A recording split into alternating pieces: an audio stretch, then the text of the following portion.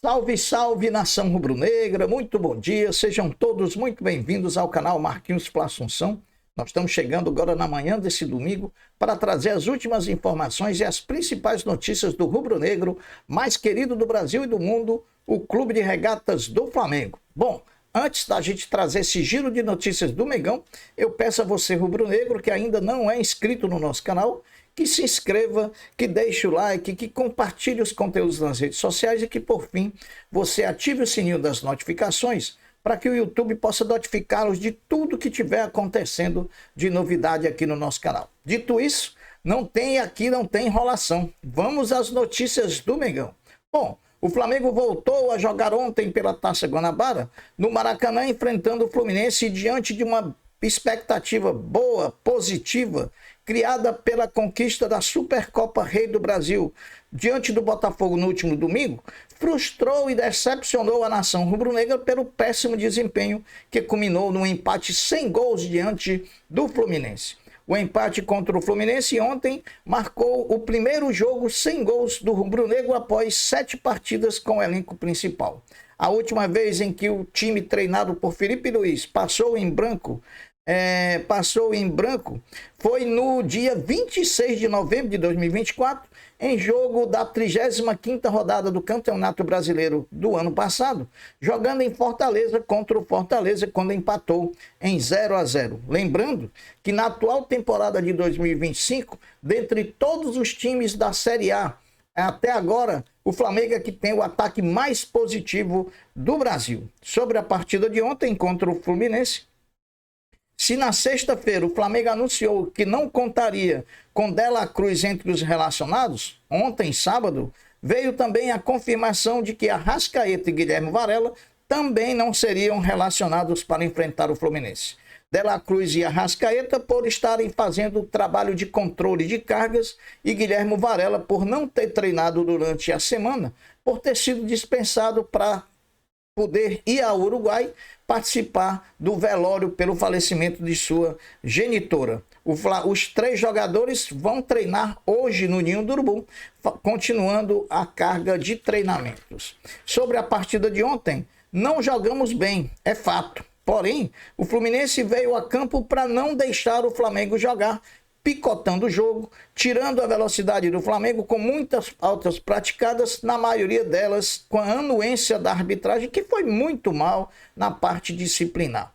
Para o que se propôs, o Fluminense do Mano Menezes foi muito bem sucedido, pois conseguiu manter o Flamengo, marcar o Flamengo, mesmo que para isso tivesse que abrir mão de ganhar a partida, pois o Fluminense não teve nenhuma chance real diante do gol de Agustín Rossi. Ninguém no Flamengo sobressaiu na partida. Poderíamos dizer que somente a dupla de Léos, os 2 zagueiros do Flamengo, o Léo Ortiz e o Léo Pereira, jogaram bem, mas do resto, tudo bem abaixo daquilo que podem apresentar.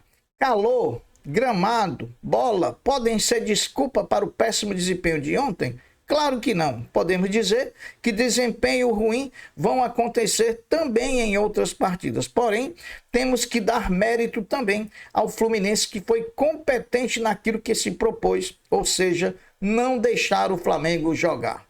Com o empate, o Flamengo não depende de si mesmo para conquistar a Taça Guanabara, pois o Volta Redonda, sim, se ganhar as 3 jogos que lhe faltam, será o campeão da Taça Guanabara. Os jogos que faltam para o Volta Redonda são Nova Iguaçu, Sampaio Corrêa e Boa Vista. Lembrando que o Flamengo volta a jogar na competição na próxima quarta-feira, 21h30 no Maracanã, o clássico contra o Botafogo.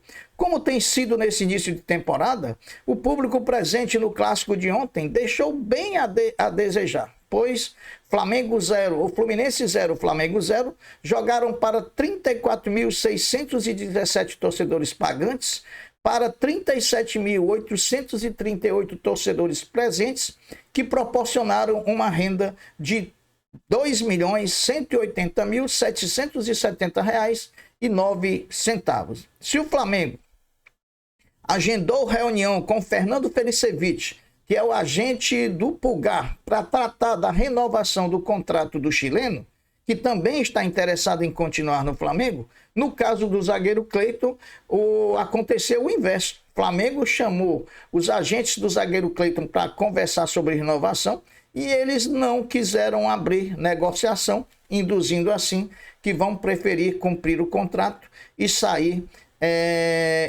para outro clube ao final da temporada. Esses são os riscos que correm quando as diretorias não renovam os contratos dos que estão vencendo na temporada posterior, na temporada anterior, né? Então era para ter sido renovado o contrato do Pulgar e do Cleiton na gestão anterior. Você não pode correr esse risco de deixar ali no tempo máximo para que você possa assinar um pré-contrato. O risco é esse, de você chegar no tempo, deixar o jogador assinar um pré-contrato e sair de graça para qualquer outro clube. Na partida de ontem, antes dos 10 minutos da partida, o lateral esquerdo Alexandre sentiu um incômodo muscular na sua virilha, que o tirou da partida. O jogador será reavaliado amanhã, segunda-feira, no CT Nildo Urubu, onde o Flamengo fará sua representação. Depois do técnico Felipe Luiz, agora foi a vez do goleiro Agostinho Rossi criticar a qualidade da bola usada nas disputas do Campeonato Carioca. O goleiro reclamou muito do kick da bola, né? Essa característica a gente já tinha tido, né? A gente já tinha dito que essa bola quicava demais, até para o domínio dos próprios jogadores eram difíceis. Lembrando que o elenco do Flamengo folga hoje no domingo, à exceção de Arrascaeta, De La Cruz e Varela, e se reapresenta amanhã para iniciar as atividades em preparação para a partida contra o Botafogo na próxima quarta-feira, 9h30 da noite, no Maracanã.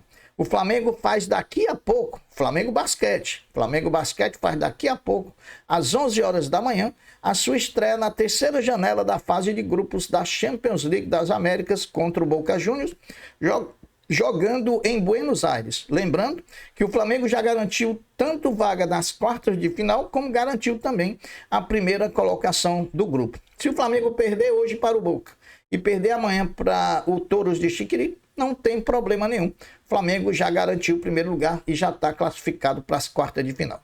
Por falar em quarta de final da Champions League das Américas, os prováveis confrontos são os seguintes: Flamengo e Paisas da Colômbia, Minas e Instituto da Argentina, Franca e Quinza da Argentina e Real Estelí da Nicarágua e Boca Juniors da Argentina.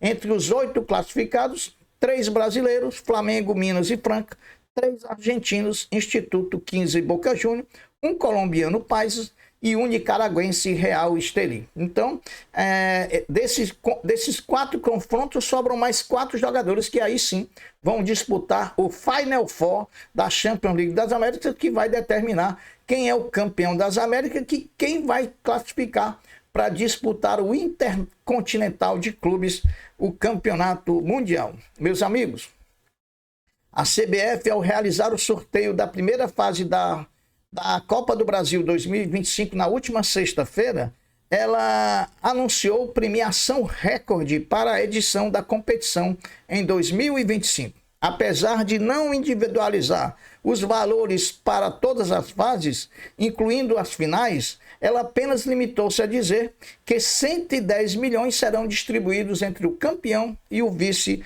da temporada 2025. Definidos datas e horário dos confrontos do Flamengo na Libertadores Sub-20, da qual o Flamengo está no Grupo A, juntamente com Olímpia do Paraguai, Danúbio do Uruguai e O'Higgins do Chile. Lembrando que a Libertadores Sub-20 começa no dia 1º de março próximo. No dia 1º de março, o jogo de estreia vai ser com o Flamengo, o atual campeão da Libertadores Sub-20.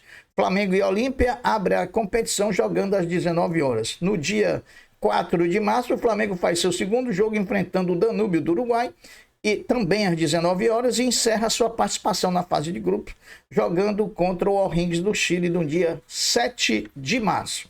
Bom, o Flamengo Basquete, depois dos dois encontros pela Champions League das Américas, um hoje, daqui a pouco contra o Boca, o outro amanhã contra o Touros de Chiquiri, volta suas atenções essa semana, quando retornar de Buenos Aires, para as disputas do NBB 2024-2025, com 2 partidas. Joga na próxima quinta-feira, dia 13 de fevereiro, contra o Fortaleza no Maracanãzinho, às 20 horas, com transmissão da Flá TV. E joga no sábado contra a Unifacisa, também às 19 horas no Maracanãzinho, com transmissão da Flá TV e da TV Cultura.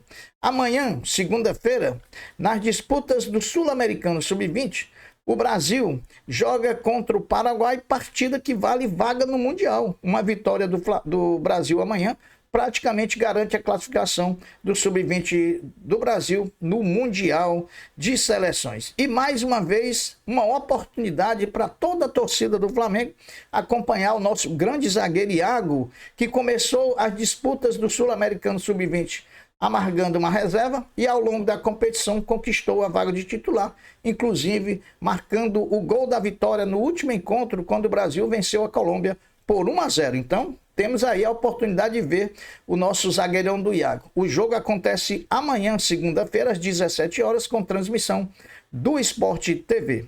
Para encerrar, meus amigos, a partida diante do Fluminense marcou para o atacante Bruno Henrique do Flamengo a marca de 500 jogos na carreira. Algo inimaginável para o atleta que sequer disputou e pertenceu a alguma categoria de base de algum clube grande do Brasil. Então, é um feito inédito, um feito histórico para a carreira de um cara que venceu também pela sorte e muito mais pela competência, porque é um grande jogador de futebol e, sem dúvida nenhuma, está na história do Flamengo, né? Ele que nesse momento divide com Arrascaeta o título de jogadores com maiores quantidades de títulos conquistados com a camisa do Flamengo, superando no último final de semana o Zico, o Júnior e o Gabigol. Meus amigos, as notícias são essas, eu vou ficando por aqui, deixo um grande abraço, um até breve, um até logo, fiquem com Deus, porque eu sempre estou com ele. Saudações rubro-negras, fui!